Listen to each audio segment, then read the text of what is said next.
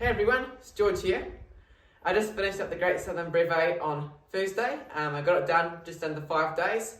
It was pretty tough out there, but I had the absolute time of my life. Just going to go for a quick bike check, show you what gear I used and how my bike went, and I'll let you know what did and what didn't work. So let's get stuck in. So here's what I was wearing for the most part. All this gear I was wearing was inside my bags, but it was pretty chilly, so I had a lot of warm clothes on for the most part. So on my head, just my POC helmet, nice and light. Some POC Big Devour sunglasses. It was not that sunny, so they didn't really get much use. And then, just for my riding gear, I had a bike shed, Wanganui jersey, lots of pockets in the back, so lots of food storage. Some iLab bibs, more pockets on the legs and in the back, so that's where I put all my rubbish and stuff once I'd eaten my food. Specialised thermal gloves, nice and warm.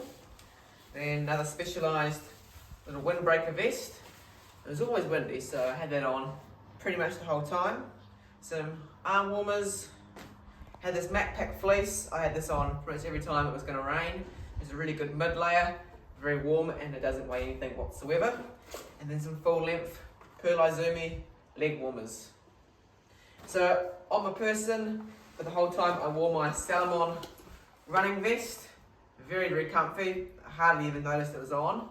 So this is where I kept all my water. So I think I had a total of 3 litres. So I got 2 pockets at the front which have my 500ml flasks, and then a 2 litre bladder in the back. This bladder actually got a puncture in it when I was going up Mount Pisa, so I was absolutely soaked, but I fixed that when I got to the bottom. I also have a water filter in here. It is a B3 one. Use that quite a lot as there's a lot of streams en route where it's easy to fill up, so that was pretty handy. And then also in the front pockets I kept things that I use all the time. So I had my wallet, my phone, and then things that were just quick to grab. So got some electrolytes, chain lube, and some sunscreen piled away in those pockets. So stuff that's easy to grab. And then also in the back compartment of the backpack I put my raincoat and rain pants. So easy to get out when it's raining. Don't have to faff around opening up your bags. So these rain pants are MacPack ones. They're actually really, really good. You hardly get wet wearing them. And then my RAB downpour jacket. So another good piece of kit.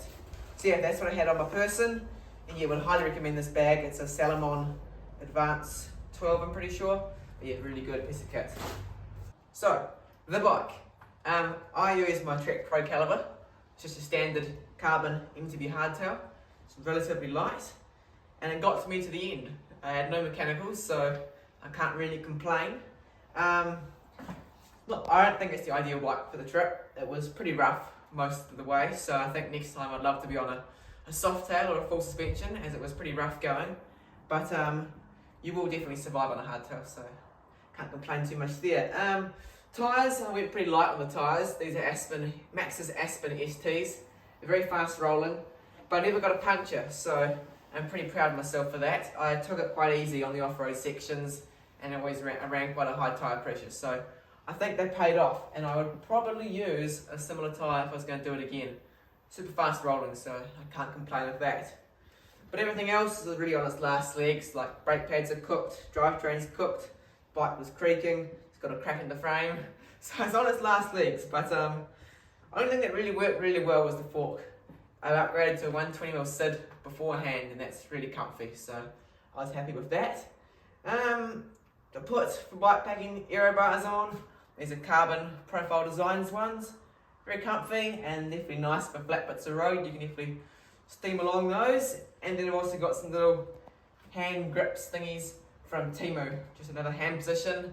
My hands are a little bit sore towards the end, but I think if I didn't have all these things on my bars, it'd be even worse. So I'd say it's a good decision.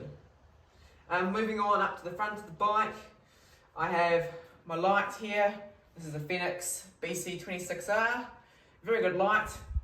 The mount loosened off and I lost the little cap that holds it on or tightens it down on the Pisa range, so that was a bit annoying. I went to Mitre 10 and bought a wing nut, which doesn't really hold it that well, so I don't really use it. I just kept it in my bag. For navigation, I had my Garmin Edge 530. This was excellent. for the first day, and then it stopped working, so it's absolutely rubbish after that. One of the buttons is stuck down, so I need to figure out how to fix that, but it was not working, so I had to rely on my phone and my Garmin watch for navigation. And now I'll move on to my camping gear. So I move on to my camping gear now. I didn't actually do any camping at all along the way. The first night I slept on a couch outside a holiday park, so all I needed was my puffer jacket, and then the rest of it I stayed in motels. That was because of my power bank failing. I just needed to charge up my stuff, so it was a bit disappointing, but I'll show you my camping gear anyway. So I kept my camping gear all strapped into this dry bag here at the front.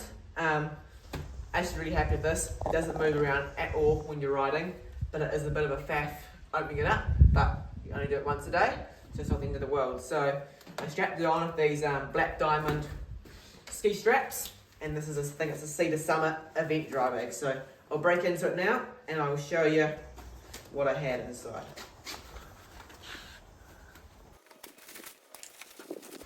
So the first up is the World Bivvy. It's the escape one, so it's slightly more heavy duty than the tin foil bag. I've got a Cedar Summit pillow, super small, weighs nothing, and it's so comfy. Like, I don't know why you'd not take a pillow. Weighs nothing, and it just makes all the difference to get it for a good night's sleep. This is my Nemo sleeping mat, quite bulky but warm and comfy, so can't complain. And then I have some down booties off Amazon, very warm, and that's it. To complete my sleep system, I've got down pants from Amazon and a Patagonia synthetic puffer jacket, which is in my backpack, which I'll bring out soon. So for my food, I had food in my jersey pockets, as well as this top tube bag. It was all empty, just for food. And then inside my frame bag, I had a big space open for food. Inside my frame bag, I got this little bike clock. Hardly used it, but I thought I might as well take it. I've got a bag here which has some electronics. I've got a spare rear light. I used it on the last night just so I can be seen, having two lights going.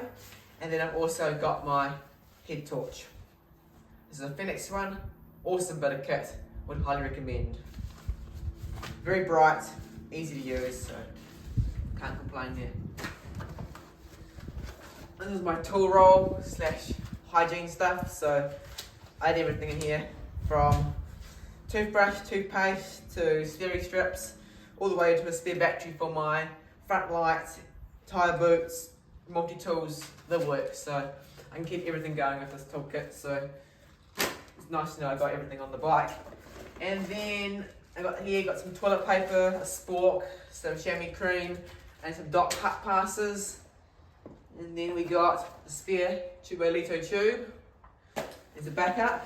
And this is a Radix smoky barbecue freeze-dried meal. I just took this in case I ever got starving, got stuck somewhere and needed to eat. So I think it's a good idea being prepared. And I've also got some zip ties piled in the bottom of the frame bag. On the outside, I got a spare normal tube and a Lezyne pump.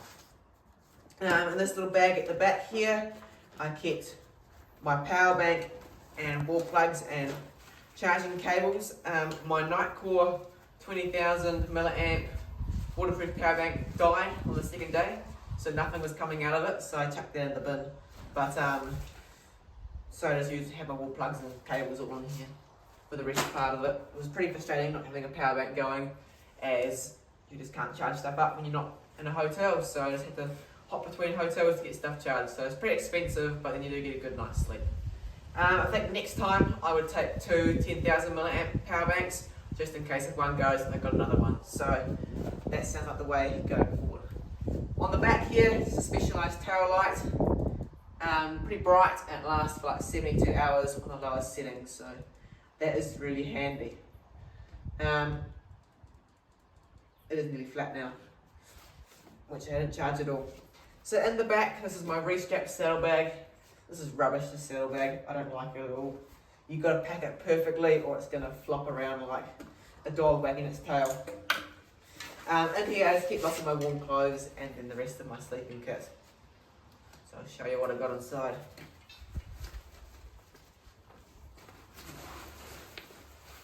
This is my Patagonia synthetic down jacket. Very warm, and since it's synthetic, it can get quite wet. Now, this is the best thing I ever bought. These are called Showa Temres, I think, 282-02. These are some fishing gloves. They're waterproof and fleece lined, and if you put them on, you're never going to get cold hands. So it is so good to have. Like in the snow and the rain, I was just warm, so it's pretty handy. And then these are my nature hike down pants to complete my sleep system. Don't cost much and pretty warm. I've also got at the bottom of my bag an icebreaker buff / balaclava thing. Very warm, use that a lot. Some merino undies for sleeping in, and then a spare pair of merino bushbuck socks. And yeah, that's all my bags. That's everything actually.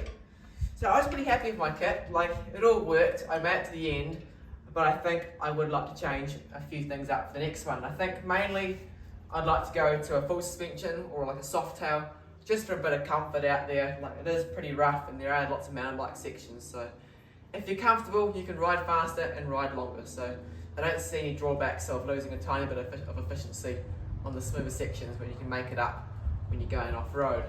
I also want to invest in like a tail fin rack system, just so I can have a bit more, the bike will be a bit more sturdy back there. I'm just sick of the stupid bag flopping around, so I think I'm going to pile that up with stuff and not have to worry about it during the day.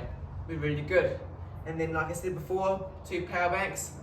But other than that, pretty happy. So I'll leave it there. If you've got any questions, just leave them in the comments below, and I'll do my best to answer them. So thanks for following along, and I'll see you at the next one. Thanks.